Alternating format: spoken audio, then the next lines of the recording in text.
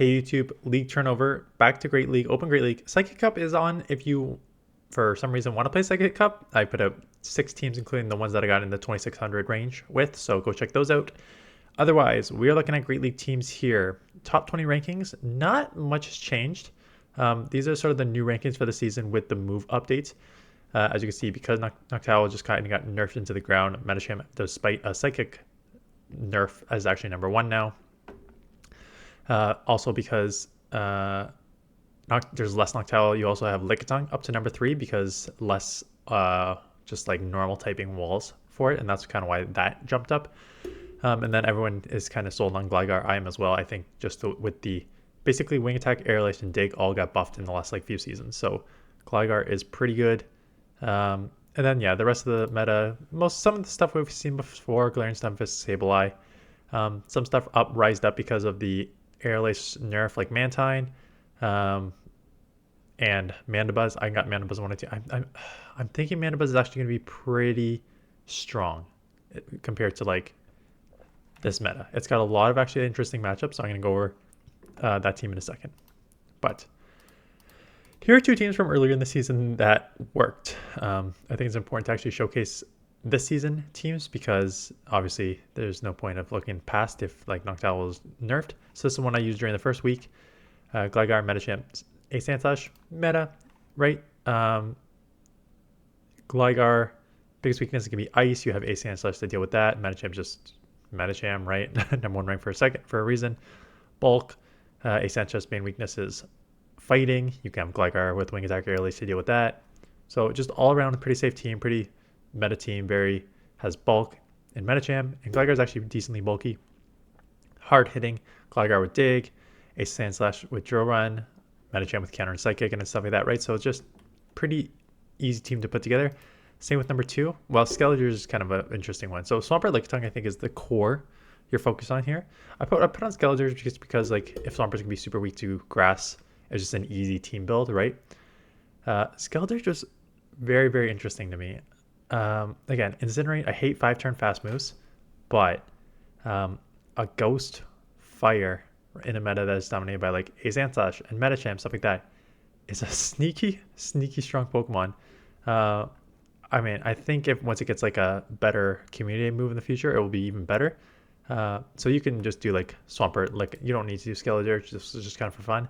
But Swampert, Lickitung, I think are pretty safe combo. Again, Swampert's main weakness is going to be grass. Lickitung, although not an amazing answer to grass, is pretty good all around against grass, just with like Embody Stamp. So just add a third Pokemon that can give you a little more grass or sort of like dragon flyer coverage there. Because like you're not seeing many Noctowls, but that would be a little tough for this team. Stuff like that. So then I wanted to start building with new Pokemon. And the first one is I have been walking Carbink like crazy to get XLs. I've been using friggin' Puffins nonstop to get the XLs I need for this Pokemon. I'm still a few short. I've got a best buddy, so that helps me get 1 hot level higher. So I want to test it out. The problem is a lot of the sort of main meta here actually beats it, right? It's going to have Realm of Steels. Gligar with Dig. Swampert is a huge answer to it. Steelix, well, no, Steelix, you have actually absolutely nothing to throw at it, so that was why Steelix is a problem. Obviously, Ground and Stunfisk and Quagsire are going to be an issue, right? So to cover those weaknesses, I went with Poliwrath because I think with Poliwrath has the water aspect for the ground type Pokemon plus the fighting aspect for the steel type Pokemon. So that's why I put that in. I just put in Gligar as a third, sort of like the safe swap on this team. Just kind of beats almost everything. Not everything. No, that's obviously not true. But you know, it's with its buff moveset, it is now probably one of the top safe swaps in the Great League at this point. Shadow or non-shadow, it does not matter. You can go check out my video yesterday on whether shadow or non-shadow Pokemon matter, and Gligar is one of the analysis I did. So there's just a couple matchups that it flips, but it also loses a couple matchups. So in the end, it's a wash, but it just depends what you want it to deal with. Team number 4, I think Mandibuzz is going to be sneaky strong, and I'm starting to see this when it comes to the top 6 Pokemon that people are using in regionals and how people are building with Pokemon with GBL here. So the main issues was like everyone's using Lickitung as a safe swap. Sableye is a good safe swap, right? Everyone's using Medicham because it just like is so powerful. And even the Medicham loss here is not a bad loss. So to be able to beat Lickitung, Sableye, and actually do very, very well against Medicham, plus Gligar's everyone using, you have the bulk. I think it's going to be pretty sneaky, right? So deal with your fairy weakness. Registeel is fairy weakness, and then Superior, again, one of these Pokemon that got buffed is starting to be used a lot more in regionals. You know, Frenzy Plant hurts. Like, it was always sort of like niche, borderline, very strong, very not strong. It was a very, very unique spot, because if you wanted Frenzy Plant users in the past, you went with like Venusaur, or you went with Meganium, just because their second move was so strong. Now having an Aerial Ace move that you can do faster, it actually, and with less Noctowls around, it actually opens up a lot of options for this Pokemon. And as you can see against the main meta here, like even in bad matchups like Registeel, you only throw resistant moves, you're still like, you're losing, but it's not like a filled in hard loss. You're still chipping here, right? So I think Superior is kind of a sneaky one. I think Mandibuzz is a sneaky one as well. I'm interested to see both of those Pokemon. Again, you don't need to have them on the same team. I just think they kind of balance each other out, right? Because you're going to have, you know, Mandibuzz, which will do pretty much everything. And then I'm trying to think Mandibuzz's main weakness. The main weakness for Mandibuzz, well, you're double weak to Ice there. Now that I think about it. Ice will be a problem. I mean, Registeel helps with the Ice. Registeel helps with the Ice. I'm trying to think the main Ice Pokemon. But the problem is, even the main Ice Pokemon, Superior is tanky, and those frenzies hurt like a lot. So even though you probably lose to some Ice, you're probably really, really close there. So again, you don't need to use those on the same team, but I think they probably still work, even though it has those weaknesses.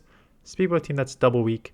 I wanted to use Pelipper because I also think that Pelipper, because here's what happened. Noctowl got nerfed into the ground. Lantern got sort of nerf buffed, right? So some people are using Lantern, some people will have shied away from Lantern, which means that, and then there's Gligar, right? Which people are worried about Gligar because Gligars that have the ground flyer. So it kind of leaves these other flyers, gives them some more playability, I think, in some of this meta, and Pelipper's one of them, right? So it's kind of like an ABB style team. The problem with this is not a pure, which is I may actually probably change this team. Again, my first analysis was like I went Pelipper because I think that it's pretty strong in this meta. And then like Pelipper double Steel is a very common line, right? Pelipper, Stunfisk, Registeel, use Registeel as a safe swap, pull out Swampert, punish it with Pelipper, G-Fisk roams free. That's a pretty safe and old team. So you could do something like that. I put in Ninetales just because, again, it's pretty overall safe. You have, again, you're going to lose to Registeel with Pelipper, but you can chip a bunch with Pelipper there. You obviously have great answer with Stunfisk. And then Ninetales just kind of cleans up against a lot of the other weaknesses that Stunfisk and Pelipper have. You are double weak to fire, but that's sort of not an issue because depending on the fire, you're super effective with your Stunfisk as well, right? Rock Slide, Mud Shot, and Earthquake all do hit super effective against fire, so that's not a ton of an issue. Yeah, you got 1 week to fighter, but you have sort of 1.5 to deal with that. Grass, not when I'm running Powder Snow at Ninetales, right? So there's your grass answer. So I think this team has some play despite it having a few flaws. Anyways, that is it. We'll pop out a video for sure, one on Saturday, one on Sunday.